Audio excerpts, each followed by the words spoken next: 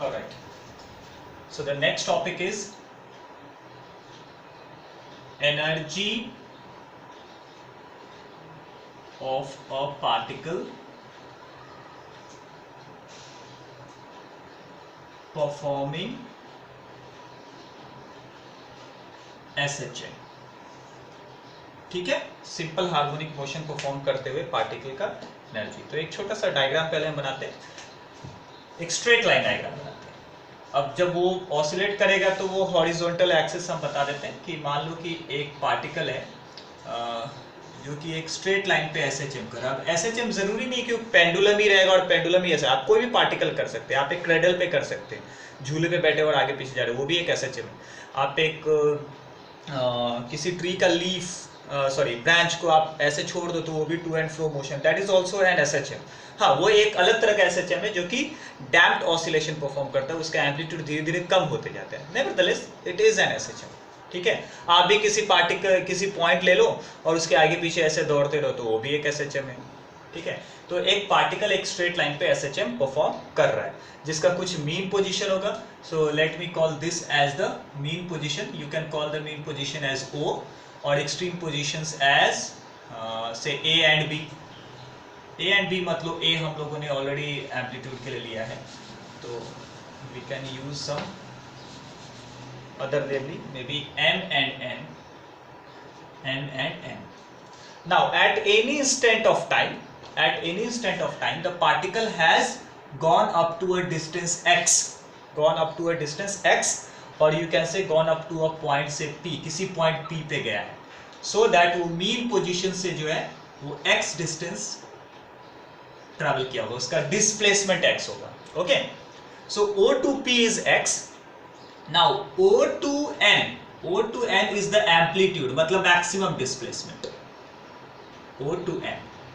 Okay, या फिर आप इधर भी दे सकते हो, यहाँ पे लेफ्ट हैंड साइड पे भी एम्पलीट्यूड बोल सकते हो, तो ये नेगेटिव एम्पलीट्यूड हो जाएगा. एक ही बात है, magnitude will be same. Alright, so ये हमने लेबल कर दिया दीज पॉइंट्स. नाउ इसका हमको टोटल एनर्जी निकालना है. Now total energy will comprising of kinetic energy as well as potential. तो सबसे पहले हम लोग पोटेंशियल एनर्जी निकाल लेते हैं. Now first thing is potential energy. Okay, now potential energy क्या होता है बेसिकली, तो जब ये ऑसिलेट हो रहा है मीन पोजीशन के दोनों तरफ लेफ्ट राइट आगे पीछे जा रहा है, तो अपने पोजीशन से डिस्प्लेस हो जा रहा है, तो वो डिस्प्लेसमेंट में वो कुछ वर्क डन करेगा, and that work done, amount of the work done will be stored as potential energy inside that object or the particle or the system which is performing SHM. You know that work done can be converted as a can be stored as a potential energy inside the system. तो वो कितना work done कर रहा है वही अगर हमने निकाल लिया तो that work done will be equal to the potential energy. So work done का क्या फॉर्मूला होता है, work done is force into displacement. तो हमको फोर्स की जरूरत है. Now let us see this. तो जब पार्टिकल एसएचएम परफॉर्म करता है और से फॉर एग्जांपल वो एक्स डिस्प्लेसमेंट चला गया है, तो उस पे रीस्टोरिंग फोर्स कितना लग रहा है, how much is the restoring force. We have seen the formula. Very first thing that we learned in this chapter is restoring force. If in case you have forgotten, I remind, restoring force F was equal to minus kx. F was equal to minus kf. ठीक है. Now let us say वो x पे तो है, x पे अभी already है, तो उसके ऊपर इतना फोर्स लग रहा है. अब हम उसको x पे मतलब पॉइंट P पे x डिस्टेंस से आगे ले जाते हैं. Let us say we try to move it little further, little थोड़ा सा और आगे पहुंचा देते हैं Q पॉइंट पे, so that ये जो P से Q का डिस्टेंस वो एक छोटा सा डिस्टेंस dx है. तो हम लिखते हैं in order to displace it by an infinitesimal small displacement, infinitesimal small displacement dx. the work done will be, work done will be, how much will be work done? तो work done क्या होता है? अब see you have displaced it by a very small distance, छोटा सा distance, तो आपने काम भी बहुत छोटा किया होगा, तो work done will be labeled as DW, बहुत छोटा हो गया। तो वर्क डन का क्या फॉर्मूला होता है? Now since you are working it against the restoring force, restoring force इसको खींचेगा। What is the meaning of restoring? Restoring means it will try to restore towards its mean position. आप आगे जा रहे हो, राइट में जा रहे हो, रीस्टोरिंग फोर्स लेफ्ट में लग रहा है, तो जब वो P पॉइंट पे था तो उसके ऊपर इतना रीस्टोरिंग फोर्स ऑलरेडी लग रहा था, आप इस फोर्स के अगेंस्ट जा रहे हो, तो आपको जो वर्क डन करना पड़ेगा उस फोर्स के अगेंस्ट करना पड़ेगा। तो वर्क डन अगेंस्ट, आप लिख दो against this force, work done against this restoring force, against this restoring force. तो वर्क डन अगेंस्ट कर रहे हो तो आप माइनस लिखोगे, force into displacement, displacement dx है, तो ये कितना हो जाएगा? dw is equal to minus, what is f? f is minus kx, so this is minus kx and then dx, so dw is equal to this minus and this minus will become plus, so this will be kx dx। तो ये तो work done हो गया आपको एक छोटा सा distance travel करने में। आप इस पार्टिकल को टोटल कितना ट्रैवल करा सकते हो? मीन पोजीशन से लेके एक्सट्रीम पोजीशन तक करा सकते हो। टोटल अपना लिमिट क्या है? It can travel from mean position to extreme position. So mean position से एक्सट्रीम पोजीशन तक ले जाने में वर्क डन क्या होगा? Therefore work done in displacing the particle from mean to extreme position, mean to extreme position, वो total work done हो जाएगा। नाउ टोटल वर्क डन को आप W से डिनोट करेंगे। वो कैसे मिलेगा? तो ऐसे ही छोटा छोटा, आप देखो जीरो से यहां गया था तो एक छोटा सा काम किया, फिर आगे गया तो छोटा सा, ऐसे छोटे छोटे काम को ऐड कर दी तो टोटल काम मिल जाएगा। तो ये dw को आप ऐड कर दो। इसको एडिशन हम कैसे करते हैं? बाय इंटीग्रेटिंग इट, क्योंकि ये कंटिन्यूअस चेंज है। कंटिन्यूअस चेंज को आप कैसे ऐड करते हो? By integrating that function. तो ये इंटीग्रेशन ऑफ dw हो जाएगा। कहां से कहां तक कर रहे हो? तो मीन पोजीशन। तो अच्छा, एक बार पहले तो आप dw का फॉर्मूला लिख लीजिए। dw कितना है आपको? kx dx। तो इसमें चेंज होती हुई क्वांटिटी कौन सी है? तो x है। dx लिखा ना, मतलब x चेंज हो रहा है, तो आप x का लिमिट लिखेंगे। तो x का लिमिट आप कहां से कहां जा रहे हो? मीन पोजीशन से। आप मीन पोजीशन से एक्सट्रीम पोजीशन पे जा रहे हो, तो जब आप मीन पोजीशन पे हैं तो x की वैल्यू कितनी हो जाएगी? x इज इक्वल टू 0, तो आप इसका लोअर लिमिट लिखेंगे 0। और जब आप एक्सट्रीम पोजीशन पे पहुंचोगे तो x की वैल्यू कितनी हो जाएगी? पूरा a हो जाएगा, तो आप यहाँ पे लिख दोगे a, करेक्ट। अब आप इसको इंटीग्रेट करो। w is equal to k, तो आपका कांस्टेंट है तो वो बाहर रहेगा, x dx from 0 to a। Now k बाहर है, x का इंटीग्रेशन हो जाता है x स्क्वायर बाई 2, जहां पे आपको वैल्यू कहां से कहां तक रखना है? 0 से a तक रखना है। So this will be w is equal to, अब आप लिमिट कैसे पुट करते हो? How do you put the limit? First you put the upper limit in place of function and then lower limit. जब आप अपर लिमिट रखेंगे तो ये हो जाएगा a स्क्वायर बाई 2, और लोअर लिमिट तो 0 है तो वो एग्जिस्ट ही नहीं करेगा। तो आपके पास कितना बच जाएगा? वो k a स्क्वायर बाई 2 हो जाएगा। क्या हो जाएगा? k a square by 2।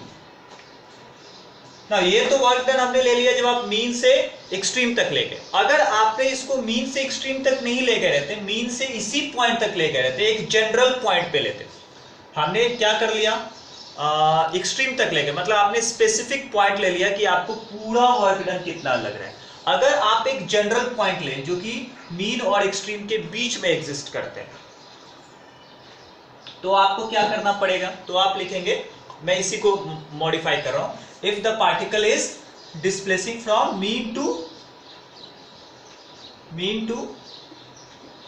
Point P, mean से पॉइंट P तक जाएंगे तो क्या चेंज करना पड़ेगा, आपको लिमिट कितना लेना पड़ेगा, 0 से यहां का डिस्टेंस कितना है, x है, तो ये आपका क्या हो जाएगा x। आप कितना डिस्टेंस ट्रैवल करेंगे, x।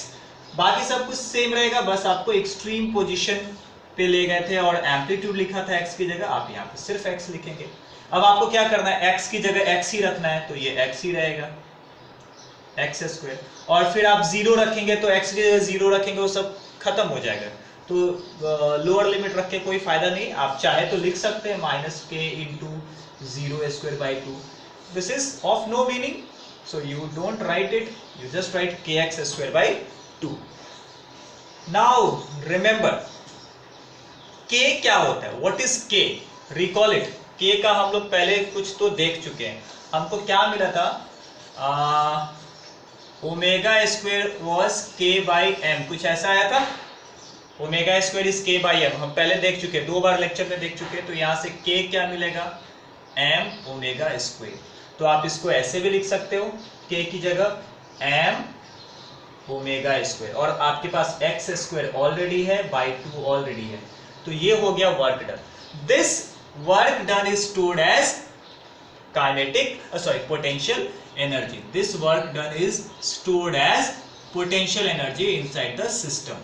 तो हम बोलेंगे कि हमारा पोटेंशियल एनर्जी कितना हो गया, therefore PE is equal to this much only, that is m⍵² x²/2. So this is our potential energy, we can put it in a box, potential energy निकल गया। अब काइनेटिक एनर्जी निकालेंगे। Now what is kinetic energy, kinetic energy is 1/2 mv²। Now ke 1/2 mv²। Now 1/2 m को m रहने दीजिए, और v का formula क्या होता है, v का formula try to recall, this was ±ω√of a² - x², ये फॉर्मूला हम लोग देखे और आज भी देखे, पहले के लेक्चर में भी हमने देखा था। नाउ इसका स्क्वायर करो तो कितना मिलेगा बताओ, पहले तो प्लस और माइनस का स्क्वायर करेंगे तो वो सब प्लस हो जाएगा, ये साइन निकल जाएगा, ओमेगा का स्क्वायर को हो जाएगा ω² और इसका स्क्वायर से रूट निकल जाएगा, ऑलराइट। तो ये हो गया अपना v², तो हम ये वैल्यू यहाँ पे रख देते हैं, m⍵² इंटू a² - x², ये हो गया अपना काइनेटिक एनर्जी, करेक्ट। इसको भी हम लोग क्या करते हैं, बॉक्स कर देते हैं। Now hence the total energy will be, what is total energy, total energy is sum of both kinetic and potential energy, therefore the total energy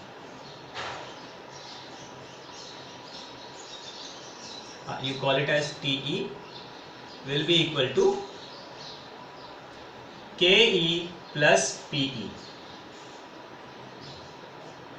KE plus PE, KE कितना है 1/2 m⍵² into a² - x² plus this is m⍵² x²/2।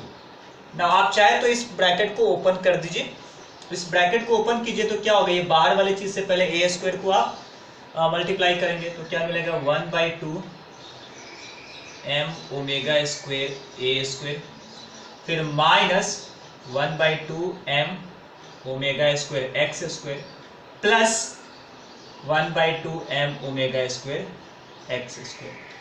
Now second और last term देखो same है, second और last term दोनों भी क्या है m⍵² x²/2, हाँ ठीक है, thank you, this is x²। So first term भी क्या है, सेकेंड टर्म क्या है m⍵² x²/2 और लास्ट टर्म है m⍵² x²/2, दोनों टर्म सेम है, एक माइनस में एक प्लस में है तो ये कैंसिल हो जाएगा और आपके पास सिर्फ क्या बचेगा, TE is equal to 1/2 m⍵² a²। So this is the formula for total energy. This is the formula for total energy. Now just be here, see it and tell me if you have anything to ask if you have any doubt. Get it clear.